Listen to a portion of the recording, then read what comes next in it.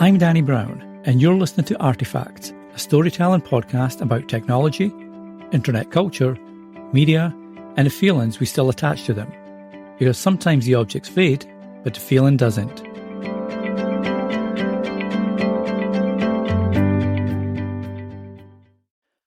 There was a time when the internet didn't live in your pocket. It lived in one room. Maybe it was a spare bedroom. Maybe it was a corner of the living room. Or maybe it was squeezed into the dining room beside a filing cabinet and a printer that never quite worked. But whatever it was, that's where the internet happened. You didn't carry it around, you went to it. And because of that, technology wasn't personal. It was shared. One computer, one phone line, one family, and one very good reason to ask, are you nearly finished yet? The family computer belonged to everyone, which also meant it belonged to no one. So you learned to negotiate. Just 5 more minutes. I need it for homework. Mum said it was my turn. Because you weren't just sharing a computer, you were sharing time. And that's something we've almost completely lost. Today, every member of a household can disappear into their own screen. But back then, there was only one gateway to the digital world. One monitor, one keyboard, and one mouse that always seemed to collect crumbs. And yet somehow, that limitation brought people together. Parents would stand behind you asking what you were doing. Siblings would lean over your shoulder, reading conversations they definitely weren't supposed to read. And somebody would always shout from another room, "Can I use the computer?" In short, technology became part of family life, not separate from it. But the thing I miss isn't the computer itself. It's a ritual. You decided to go online, and that decision mattered. You'd sit down, turn everything on, wait for Windows to load, listen to the hard drive chatter away, and then the modem.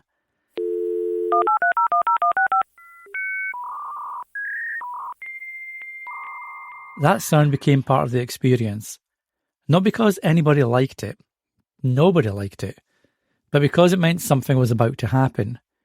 Maybe you check your email. Maybe you talk to friends. Maybe you disappeared on an internet rabbit hole for an hour.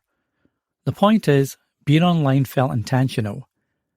Today, the internet quietly sits in our pockets every waking moment. But back then, it required something from us. Time, patience, commitment. And maybe that's why the memories feel different.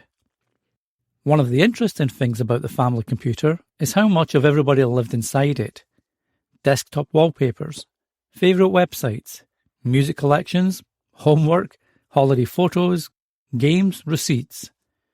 And then there was the folders labelled things like stuff, misc, important, but somehow everybody knew not to delete them, even if nobody knew what they actually were. The computer slowly became a shared archive. Not organised particularly well, but deeply personal. You could almost tell who'd been using it before you. The browser history, the desktop icons, the music left playing, and the open Word document. Tiny digital fingerprints left behind by whoever had the keyboard last. And because the computer belonged to everybody, everybody left something of themselves behind. Today, technology is intensely personal.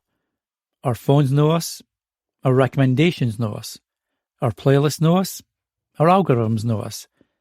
Everything is tailored, individual, which is incredibly convenient, but something disappeared along the way. Shared discovery.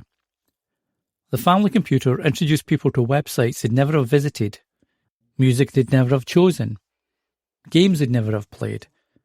Not because an algorithm recommended them, but because somebody else in the house found them first. Curiosity was spread by proximity, not personalisation. And I wonder how much of who we became online was shaped by accidentally discovering what somebody else loved. The family computer wasn't faster, it wasn't better, and it certainly wasn't more convenient, but it represented a moment when technology brought people into the same room.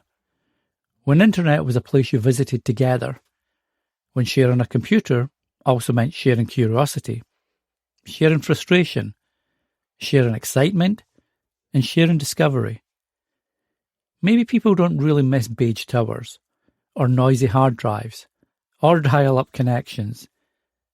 Maybe they miss gathering around a single screen. Because sometimes the most important thing about technology isn't what it lets us do, it's who we shared it with. I'm Danny Brown, and this is Artifacts.